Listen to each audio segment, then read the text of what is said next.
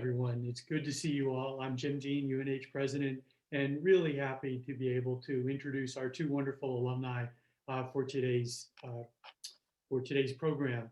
So I will be introducing General Lori Robinson, class of '81, and Susan Mercandetti, class of '75. And both are really great examples of engaged alumni who have achieved tremendous success. And I'm just delighted to be able to know and work with both of them. So first, Susan Mercandetti is, as many of our students have been and continue to be, a first-generation college student. You may know that roughly a third of our students at UNH are first-generation students. She's also a first-generation American. Her parents were immigrants from Italy. At UNH, Susan found her passion for storytelling at the New Hampshire, which continues to exist today. I read it often. Also Channel 11 and WUNH Radio. This led to her first job at the White House during the Ford administration, creating news briefings. She then moved into the news media, and there's just such a long list of wonderful positions she's had. She became a Nightline producer when it started in 1979. She's a former editor at Vanity Fair and The New Yorker, a senior editor at Miramax Books, former editor at Penguin Random House, former VP of ABC News, and she describes herself as a grateful UNH alum, devoted to giving back, and she's also a member of the UNH Foundation Board. So we're really delighted to have Susan, as she has done many times in the past, facilitate this conversation. Susan will be interviewing General Lori Robinson, who's from the class of '81, and Lori was raised in an Air Force family. Her father, Colonel George Howard, who was a UNH alum from 1957, wanted her to attend the Air Force Academy. That was an order that she did not follow. So it turns out, however, that studying English at UNH was the perfect segue to a wonderful military career. So she joined UNH's Air Force ROTC program after graduating, thinking, and I've heard this before, that she would serve just a few years. Fast forward a little bit, in 2016, she became the first woman in history to lead a US combatant command. The combatant command that she led was called NORTHCOM, which oversees the North American Aerospace Defense Command, which is called NORAD, which is in turn responsible for the very small task of defending airspace over the United States and Canada. That's the kind of job that would keep you up pretty much all night, every night. Lori was wonderful to accept our invitation to be the commencement speaker at UNH in 2017. She was a big hit. You can find that video online if you're interested in that. And in 2018, she retired as a 4-star general, the highest ranking woman general in US history, which is really, just to say that, I get a thrill of pride saying that. Currently, Lori is a non-resident senior fellow at the Brookings Institute. I think we can all resonate with being non-resident. There's a lot of non-residency going on right now. And she's specializing in foreign policy, which is a tremendously important area. So I'm eager to hear the conversation. I'm honored to welcome Lori Robinson and Susan Mercandetti. And on that note, Susan, I will turn it over to you. Thank you. Thank you so much. And good morning to everybody, or good afternoon. And thank you, General Robinson. Your accomplishments are breathtaking. And I say to all of you watching that if you want to really feel inadequate this morning, check out her wiki page. It's amazing. And I would just like to say thank you for your service to our country. And we're very happy that you're a proud Wildcat. And so, you know, we're talking about leadership this morning, and we'll get to that. But tell us a little bit about your UNH experience, and you know what brought you to. I know you're a UNH family, but tell us about your experience as a student at UNH. Was it a good one?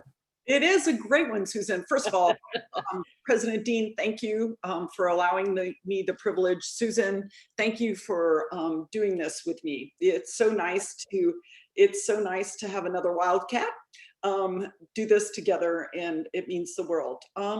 So I'm probably not your best student. Neither was I. I mean, you know, I went there and, you know, I did what I was asked to do, asked my dad, you know, but here's what I learned out of all of that. When I look back and that was friendships, right? And the things that you discover while you're there are your friends. And you know, it was mentioned that I did the commencement speech in 2017, and my roommates were there at the commencement speech. You know, if you looked up in the gallery, you know, there was this big sign that said "Allo," and it was all of them sitting there.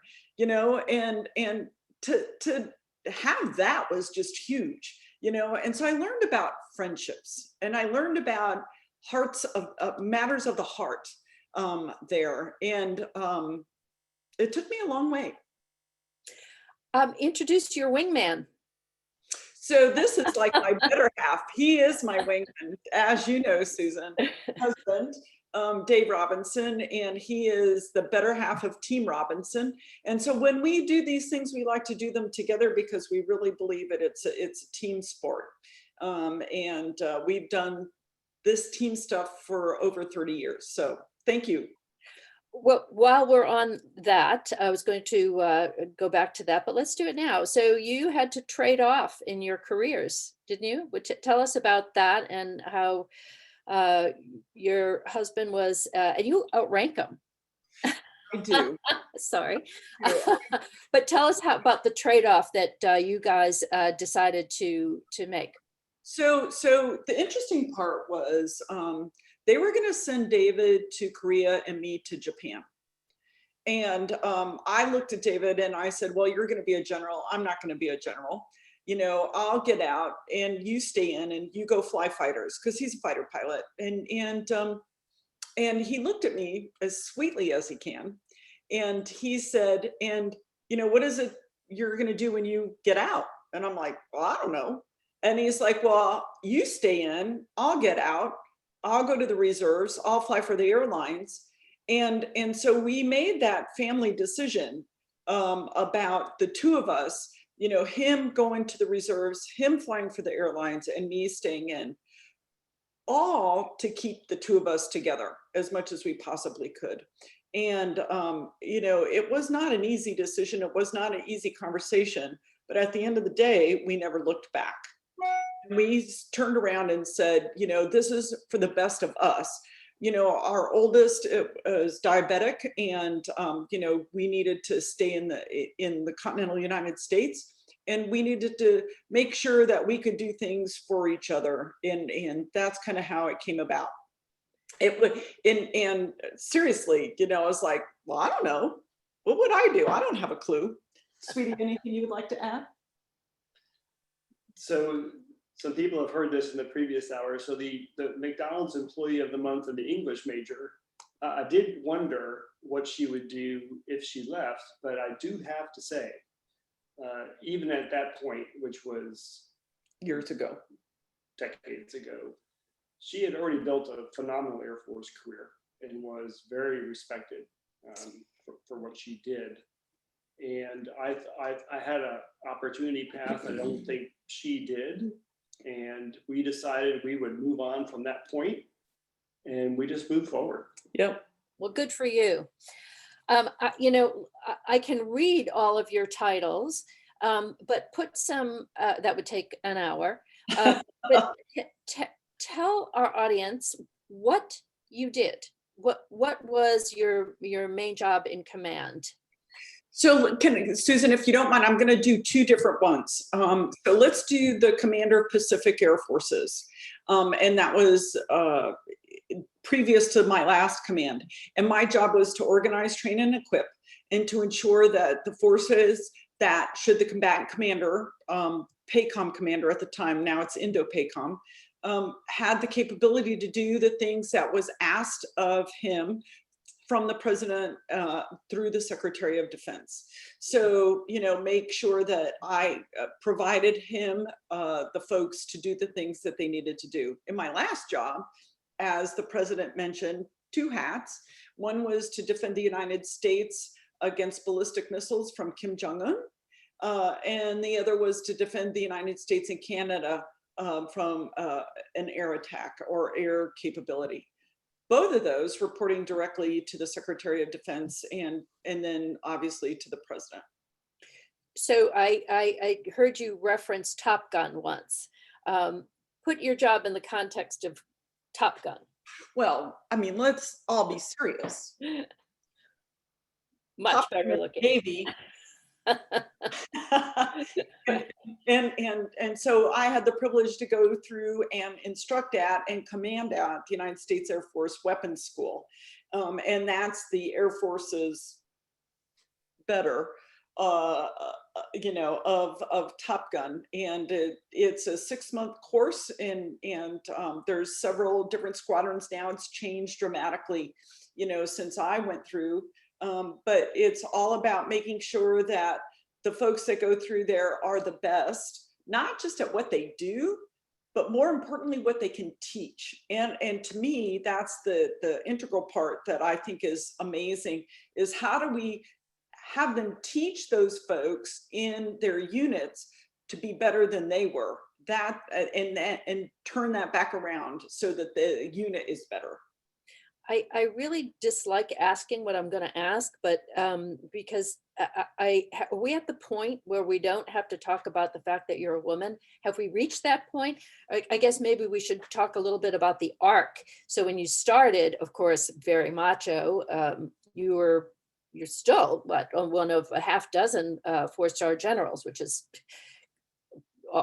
terrible, I think. But are we past the point of talking about General Robinson as well?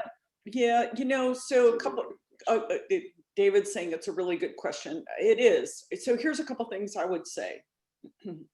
First of all, I might be the first, but I'm not going to be the last.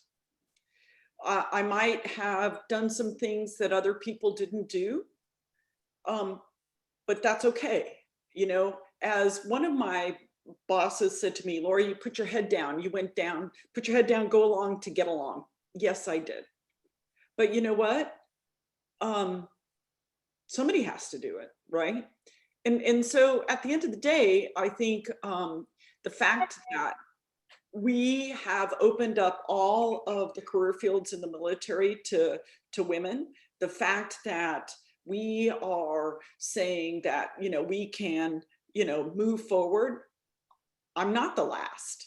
And so what we have to, what we continue to do is create the environment with which, you know, women can succeed. And not just women. No, not just women, right? But a diverse career, a diverse table setting. Okay, you can now. Who wants to talk? Just go ahead. We had a incredible chaplain who became the Air Force chief of chaplains, 2-star, at one of Lori's ceremonies said, many of you will think of her as the first. But what we know is she's the best. And you have to be better as a woman? Well, better than anybody else it was. I mean. So Susan, here's what I would say about that. You have seen where I have said, I'm a general, I'm a commander, I'm an airman, and I happen to be a woman. But I also realize that I am a woman, and that in that capacity, I'm a role model. So all I want to make sure is that I'm capable. And so I want to make sure that me being a woman isn't the thing that made me go do the things that that I've done, but that I'm capable. And that to me is the demonstration to everybody else, if that makes sense. It does. What molded you as a soldier? I'm an airman. So I'm not a soldier, I'm an airman. Yeah, and I'm giving you a hard time, Susan. My lingo correct. So my dad, you know, when you're the oldest of 5, you know, and the oldest to the youngest is 6 years, you know, my dad was my first role model. You know, he was the person that taught me about what's right and what's wrong. He was the guy that made me believe about some of the things I believe in.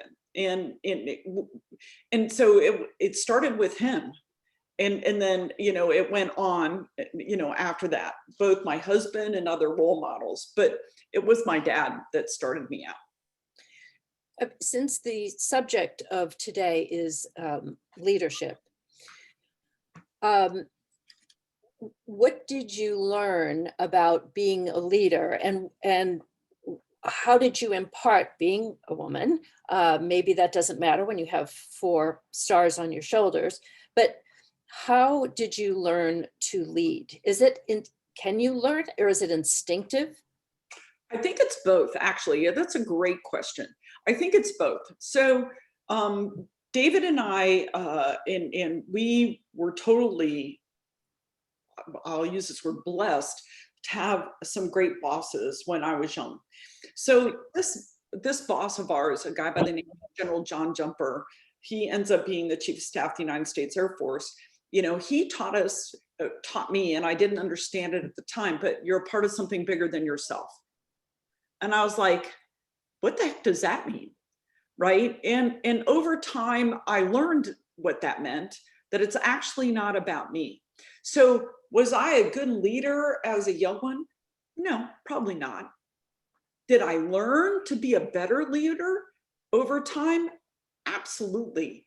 Because when I realized that it wasn't about me, when I realized that it was about teaching, when I realized that, you know, as long as somebody that worked for me didn't do anything, you know, immoral, unethical, and all of that, then, okay, maybe I can teach them to be better than me. And when I didn't make it about me and I made it about them, then I think I became a better leader. I read an article that you said, and there are a lot of people in leadership positions on the call. I read an article that you said you don't want to be have yes men around you. You want the hard truths. How hard is it to get the truth when you've got 4 stars on your shoulder? How do you get people to really talk to you and really say? Yeah, Susan, that's incredible. And I talk about this a lot. I have to set the table. You know, I have to sit there and make people comfortable to tell me the truth. If I'm going to get mad at somebody, the very first briefing slide, Lori's words, right? Very first briefing slide or very first whatever, and I'm going to yell at them, then they're not going to be comfortable. They're not going to be comfortable to tell me the truth. And so at the end of the day, it's my responsibility to set the environment where they are comfortable to say whatever they want to say. And I have to allow them that. Now, at the end of the day, I might not agree with them, but I have to allow them, because the only way you get everything out on the table when you have to provide, as an example, to the Secretary of Defense, courses of action or your best military advice, right? You need to hear things that you don't know anything about. You need to hear the good, the bad, the ugly. And you have to set that environment, and it's up to you as the human being to do that. Have you given the good, the bad, and the ugly to your superiors? Yes. How'd that go over? You know what? At the end of the day, they appreciate that, right? You know, I think what's important is that you do that in a manner with which they can take it in, right? But yeah, of course I do that, and they'll take what they're going to take, and they'll take what they don't want to. So again, quite frankly, Susan, that's their job, right? I'm supposed to give them everything, and then they're going to move forward with what they want.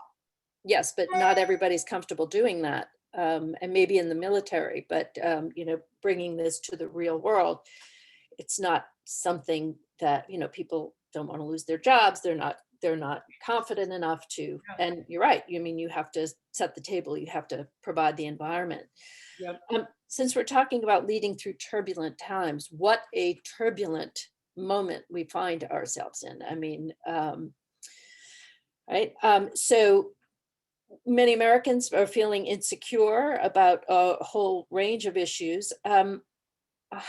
What lessons can you maybe impart to the next administration about leading through this pandemic? So, I'm not going to get into politics. I won't do all that part. But here's what I would say. There's no doubt in my brain that the commanders that are out there are giving their best military advice. And so what you really want is for them to do that. And what this administration or the next administration chooses to listen to is up to them. So, I know that they all are going, okay, what's the best thing we can do and how do we help? And now, here it's over to this administration, next administration, and, how do we go after it after that? But you know me, Susan, I'm not going to talk politics. No, it's not a political question, though. No, I know. It's a leadership question. Correct. And so again, their job is to give their best military advice, right?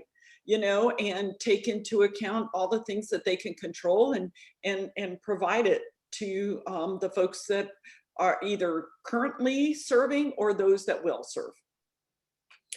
Are there lessons from the military that could be applied to this house divided that we have? Well, that is a little political, but I'll go there. Was that out loud, Susan? Well, but you Here's the only thing I would say, is this. We have 2 ears and 1 mouth. We should listen before we speak. And then what is it that we can do together? And that's the only thing that I would say, because I think that's the beauty. I mean, you saw my Time article where it says democracy's messy, right? Mm-hmm. It is messy. And we appreciate that, right? We do. And so, but what can we learn and how do we do this together? The military is a model for teamwork, right? And well, so how building a team and moving forward together as a country, that's what the military has always been so good about. Yeah. So Susan, that's great. But the thing that's the beauty of being a part of this organization is we always have had an objective, right? We've had a collective objective, and all of us have been moving forward and taking our capabilities to that objective. So the question then goes back to what's the collective objective and how do we all move forward? You encourage all people, and this is what I particularly love about the message that you have always tried to impart, that all people should serve their country in some way. We should all do that. How do we do that? So many of us really haven't. But how, without, certainly we could join the military. What else could we do? But I think day in and day out, you can serve your country, right? Look at what you're doing, right? You're sending a message out there. That message is about our country. So just because I happen to be in the military and my husband was in the military, that's a visible form of serving our country. But there's other ways that we can think about people that work in food banks. That's serving their country. Think about people, that are doing other things in their communities. That's serving their country. Just because it's not a visible form, to me, it goes back to this notion, that I said earlier, that you're part of something bigger than yourself. And so if you take that and you go, okay, how can I make this about everybody else and not about me? That's serving your country, and you are participating in that. That's well said. What was your most intense moment? What keeps you up at night first? And go ahead. Nothing anymore. my most intense moment, I think I had a couple of them. And, you know, David's sitting here. I mean, I can't tell you how many nights I slept out on my couch in Colorado when we had some indications and warnings that things might happen. And I didn't want to wake David up. And, you know, I had my cell phone on my chest. It's because I wanted the folks to call me first. And then I would go and talk on a secure phone. Those are probably my most intense moments because, you know, the secretary was relying on me, you know, and that's a no-fail mission. That's no fail. So those are probably my most intense. Dave, I see you have something to add there.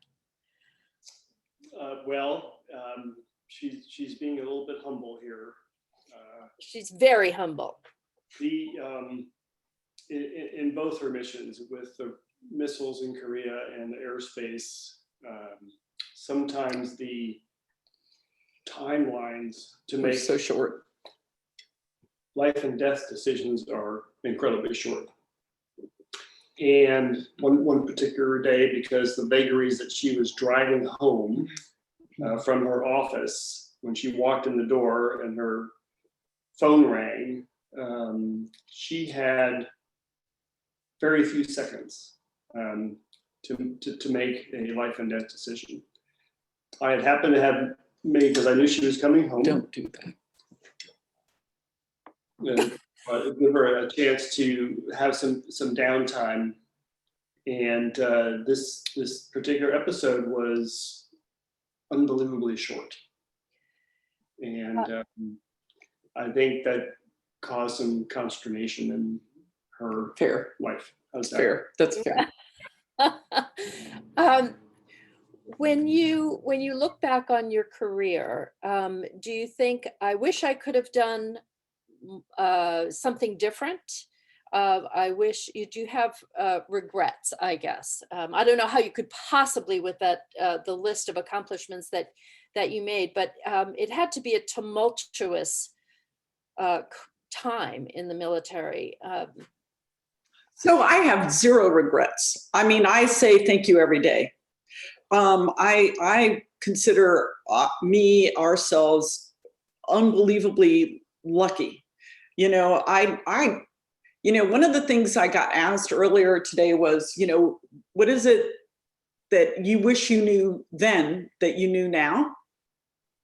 And I wish I valued day as much as I value every day now.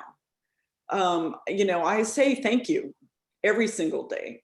I didn't maybe. And so there's no regrets because I feel like I got to see things and do things. We got to be together and I mean, I do things that were just unimaginable as far as I was concerned.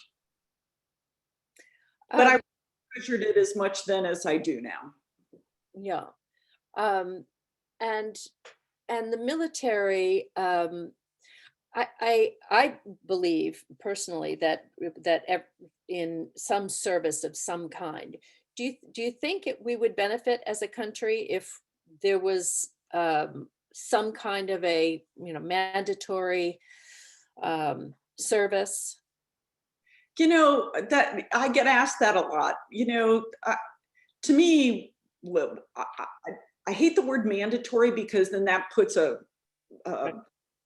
makes people think they have to do it. Mm-hmm.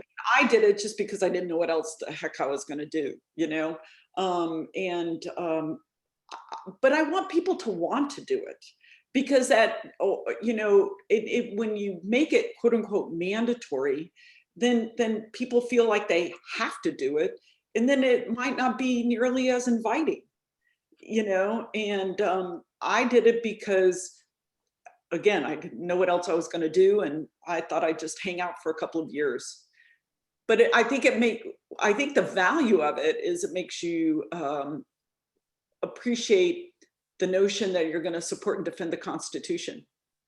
Well, that's interesting because I know you talk to so many young people, but I have found that a lot of young people are really a bit aimless now. And maybe the pandemic has thrown everyone out of whack and thrown everybody's plans off track. What do you say to them with regard to military service? Would you encourage more people to go into the military? Sure. I mean, it gives you a sense of, again, I'll go back to General Jumper, when he was our chief of staff, and he would go down and do the swearing in ceremonies, down in San Antonio. And, the parents would go, oh, by the way, when he or she, entered, had this and this, and, all this stuff. And now all of a sudden they're like this straight, they have a purpose. I think the thing that the military does give you is a purpose. Not that there's so many things that people can do that give you a purpose. But again, for me, what I discovered was, this notion of supporting and defending the Constitution, this notion, that I was a part of something bigger than myself. And, I think that can give people that idea, that they can go do that. And not that there are plenty of other things that people can do. For me, this is what I discovered about myself. We saw in the Iraq War that so many young men and women who have had a lot of choices went into the military because they wanted to defend the country. And there was a big uptick in not just people who didn't know what else to do, but people who had a lot of choices who went into the service. I always found that very uplifting.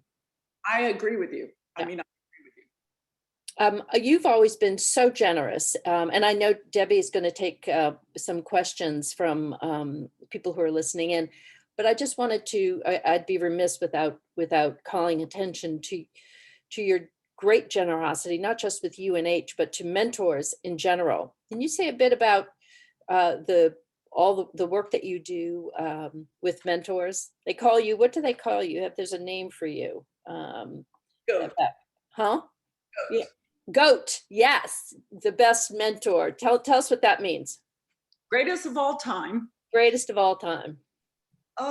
Again, I will go back to, because I had people mentor me and I realized, about how important that was. First of all, I always want to say thanks to University of New Hampshire, for bringing me back and bringing me into, I was gone for a long time and, I was, but, the president, you, Debbie, Aaron, everybody has brought in the 475th, detachment, everybody's brought me back. And it has allowed me to realize, that part. My husband's an Air Force Academy graduate. So we go back there a lot too. But it takes you to your roots. That's been really important to me. As far as being a mentor, so I learned, right? I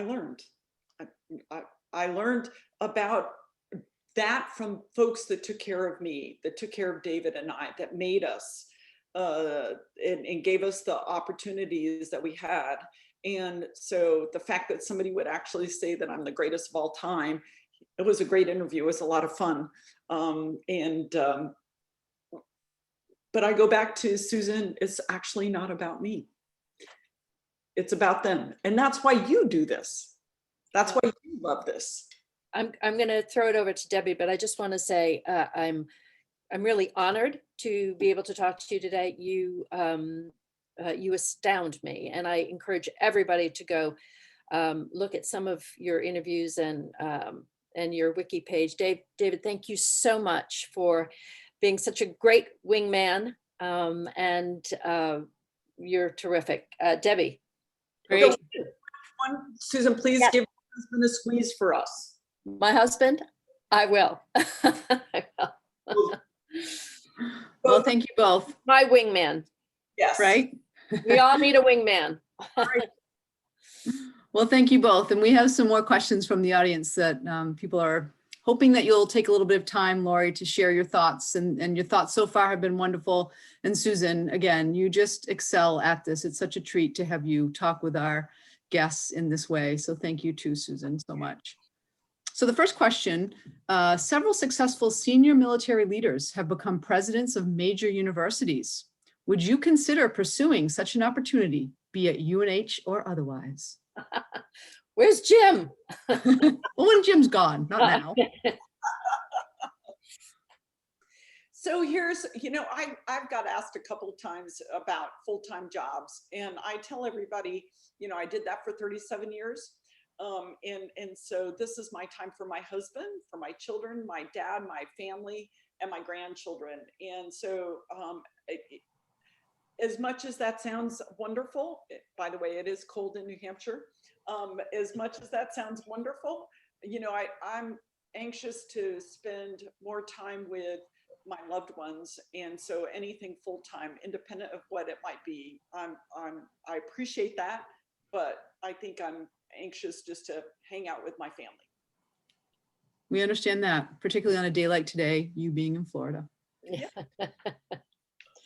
Lori, how is a career in the armed services different today than it was when you began? And the question also wonders about the role of women. Yeah, so I would tell you it's totally different.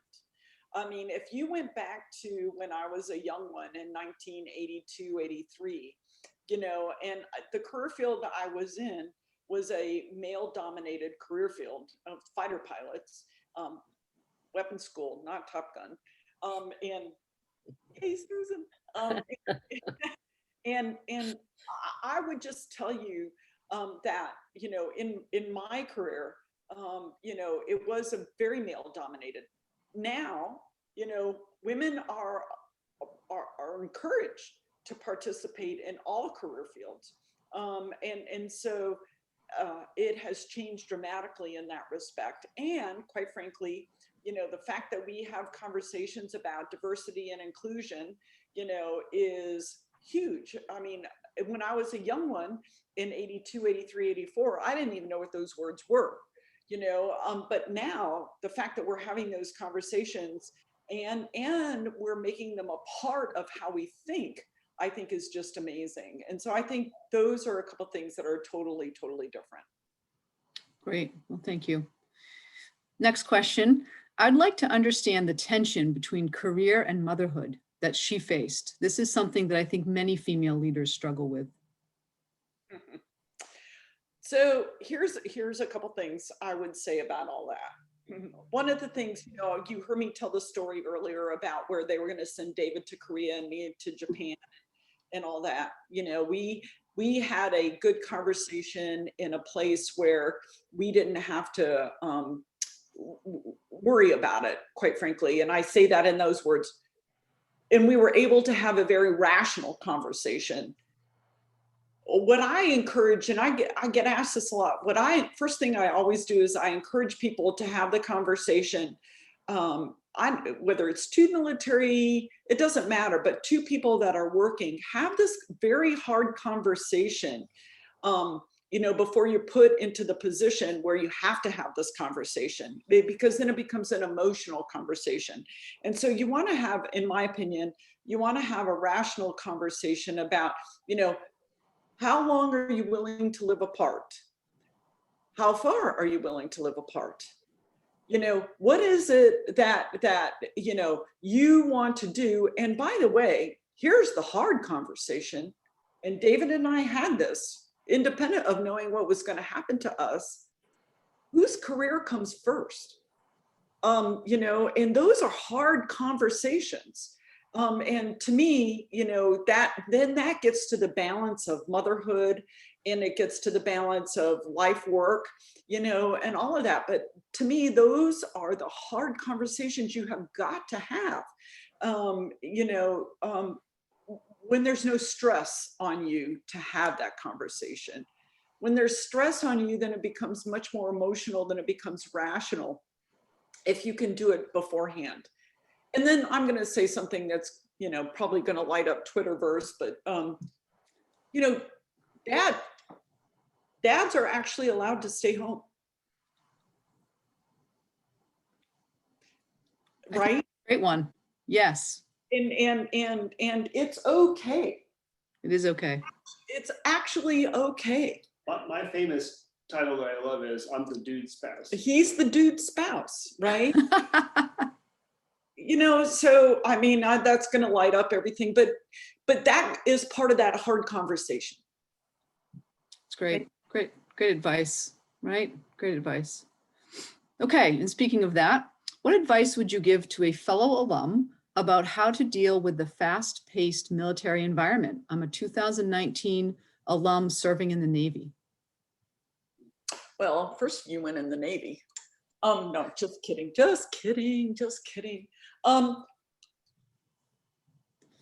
So here's what I would say. And I didn't do this well, so don't think that I'm saying this because I did it well. Be as smart as you can be in the job you're asked to do. You know, if somebody asks you to do something, be the best. You know, and when you do that, then what you'll discover is that you'll be advanced. But really, don't try and think about anything except for, hey, and I'll use a very simple example. You want me to clean the floor? Then I'm going to be the best daggone floor cleaner and make it the sparkling floor that anybody's ever seen. Do that, and then move on. You know, you can. And then the second thing I would say, control the things you can control, because you really can't control everything. And if you can control the things you can control, you know, then you'll be the best sailor out there. And great words of wisdom for anyone in any career. Correct. Truly. Okay, this one is a little bit more personal, Lori. Interested in your New Hampshire roots. What does New Hampshire mean to you? Can you talk about family that's still here in the state and any knowledge of ancestors that you might have? Oh, my goodness gracious. So, you know, I went to University of New Hampshire because my dad is a UNH graduate. My parents were raised in New Hampshire. My grandparents, my grandmother, can I tell a story about my grandmother? So she was in the state legislature. And she was one of the first women in the state legislature in New Hampshire. And she, when I was in college, they were at the point of making the drinking law change from 18 to 21. And my grandmother was very upset about this. Quite frankly, she was like, let's see, you can go to war, you can get drafted, you know, you can do all these things, but you can't drink. And she was very angry about it. And so she said to me, I was at UNH, she said to me, Lori, will you come to the Capitol and will you protest? My grandmother. And I'm like, sure, Grandma, you know, and this is my dad's mother. I'm sure my father's listening, is like, oh dear God. And anyway, so I go to the state capitol, I wear a suit, I'm up in the balcony and I'm protesting, you know, the fact that they're going to change the law. And my grandmother was so proud. I end up on the front page of the Manchester Union. And my grandmother is so proud, she sends it to my father. And I still have the page, you know, and she's like, look at your daughter. And my dad was like, really, Lori? I said, well, Grandma said so. You know, so my dad, I mean, those are my roots. So my grandmother and grandfather were there. My dad lives there. My Aunt Diana and Uncle Dick live in Dover, Stafford Farms, Derry. And my cousins there, Sue and Kim and Peter and Gary, they're all there. And, you know, so last year when I came to speak at the commencement and I did a couple things there, I had a wonderful evening with all my relatives that are still there. And for me, as much as it's cold, I love going there. In fact, David and I are going to go see my dad on the 5th of December and spend some time with him again up there. And, you know, he lives on family land, you know, and this is our family. You know, and so to me, it's very personal. And we're glad to have you. We're glad to have you as a wonderful wildcat and a New Hampshire. Your New Hampshire roots make it all the more special. So thank you, Lori. It's my dad. And I hope he can hear you this time. I think he heard you last time too, but I think he can this time. We'll hope that he's on. Yeah. Okay. So I've heard you talk about this one before. It's worth repeating. What kinds of things do you do to remain calm and level-headed amidst all the incredible stress? Yeah. So can we go back to the part where control the things you can control? You know, control the things that you can control. You know, when we were active duty, and you've heard me say this before, you know, we were up at 3:30 in the morning to go to the gym at 5, you know, to, you know, bring down the stress. And somebody said, well, what time do you go to bed? Well, 8 o'clock. But that's to have that hour of quiet when we read for an hour, you know? And so it's the notion that really starts with control the things you can control, and then provide the quiet when you can provide it. And then the other thing, you know, this will make you laugh. And I love to cook. And so, you know, just cooking every day and making lunch, and we eat our big meals at lunch, and doing that is so calming, you know, it just makes a difference. But that's because we can now, right? I couldn't do that before, but we can now. And speaking of that, do you have hobbies or things that you do for fun now? So we have a boat. You guys are, and Debbie, you know this, and Susan, you and Richard are more than welcome. So we have a boat. It's what kind is it? Outer Reef Trident. It's 62 feet. I am like the best mate in the world. I know how to throw a line and all that kind of stuff. But my husband did the best part. He came up with the name, and the name of the boat is called Generally Speaking. And Love it. You all are invited. But that is probably one of our biggest things is, you know, going out and out on the boat. And we went down to, we've been to Clearwater, we've been to a couple places, and just to get out, you know, but it's on the boat. So that's probably one of the biggest hobbies we're doing these days. And you guys are all invited. Well, that sounds lovely. And is it all the 170 on the call right now? Yeah. 170? We need a big boat for that, but we don't have to all go at once. That's okay. The numbers are clicking up. Can we come on? All right, that's great. Thank you. So as we look at the coming change in the administration, is there any advice you would give to the next Secretary of the Air Force? That's a very good question. Here's what I would say. It's not Lori. It's not. Here's what I would say. What is it that is being asked of the Air Force to do? And then when you understand what's being asked of the Air Force to do you have the appropriate resources? You know, those would be probably the biggest thing, you know, because I'm not in that world anymore, but I watch. But really at the end of the day, what are you asked to do?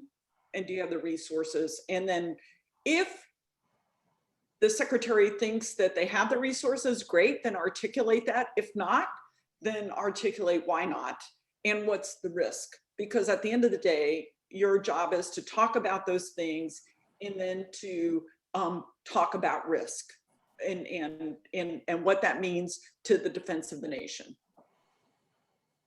Thank you. So Lori, I have one last question, but before we go there, I just wanted to pause a moment and check in to see if there's anything that you wanted to talk about that we didn't get to. Or Susan, any last thoughts from you after you've heard Lori talk a little bit more? He hears me all the time.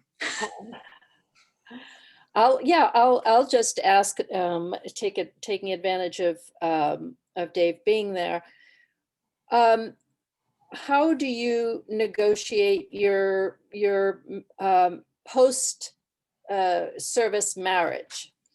So you know, it's a different life for you now. I mean, you were very structured before. There were rules and like all of us who had very demanding jobs. And so now you're sort of free agents. How has that changed for you both?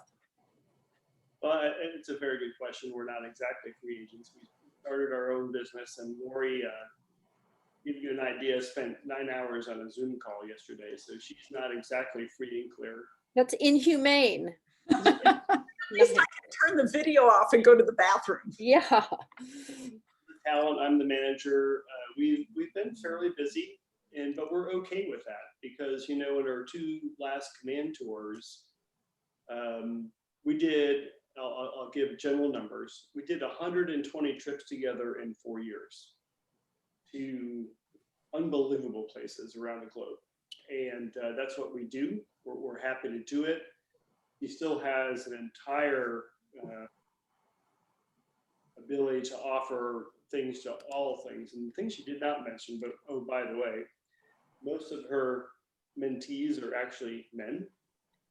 That's the structure of the service. We only recruit 20% women. So all these people who are coming to Lori, most of them are men, and she's happy to chat with them. And so I don't know, we're loving it. It's great. It's different, but it's worked out really well for us. It is. And Team Robinson made this decision. Yeah. We made this together, and that's when we always function best. We sit down and we talk about things and go, this is what we want to move forward and do. Yeah. So. Good for you. I just, you mentioned 20%. I thought it was 15%, but regardless, I mean, it's a low number of women. How many 4-star women are coming up in the ranks, or 3 stars about to be 4-star? Yeah. So again, out of it a little bit, I can only speak in the Air Force. I mean, the AMC commander, Air Mobility Command commander is a 4-star. I don't. Female. I don't know of anybody else. One of the things I really appreciated about General Goldfein was that he really was about diversity. And so he looked at it like that. But not just in gender, but race and background and ethnicity. I mean, he just really looked at that. So I will be very proud about this. The United States Air Force has had 1, 2, 3, 4 stars? 4 stars. The other services, the Navy, Michelle Howard, I believe, is the only one. And the Army has had 1. And the Marine Corps, they're so small, so I give them a little latitude. But the Air Force has done a great job of making, looking at that. I might not have my numbers exactly correct, but I know, the bigger picture is right. Well, I'm sure you're an inspiration for all the up and comings. Thank you, Susan. Again, as I said to you earlier, I might be the first, but I don't want to be the last. Right. Let's hope you're not. I agree. Indeed. Well, we have one last question, Lori, for you. It's a bit of a fun one. David just talked about it a little bit, but could you tell us about either the most favorite place that you visited or the most favorite place that you've lived?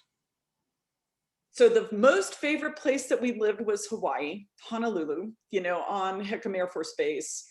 And we lived on Hickam once, but we lived in Hawaii twice. I will tell you, it was beyond unbelievable. And then I think my favorite job,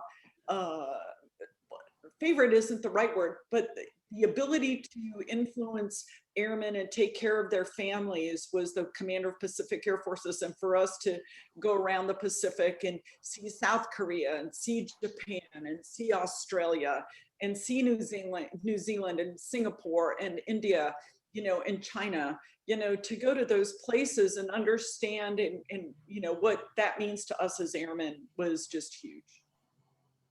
Well, it's fantastic. It has been an amazing hour to spend with you and David. So thank you, Lori. We're so proud of you. We're so proud to call you a Wildcat. David, we're proud to call you a Wildcat spouse, dude spouse. Yay. Yes. And so thank you for this time together. Thank you, Susan. Again, you make us proud. My privilege. Oh, well, thank you. And just everyone on the call, we want to wish you a healthy and happy Thanksgiving. Thanks for tuning in today. And we'll send out that invite for the boat trip once we can all fly. Take care, everyone. Thank you so much. Take care.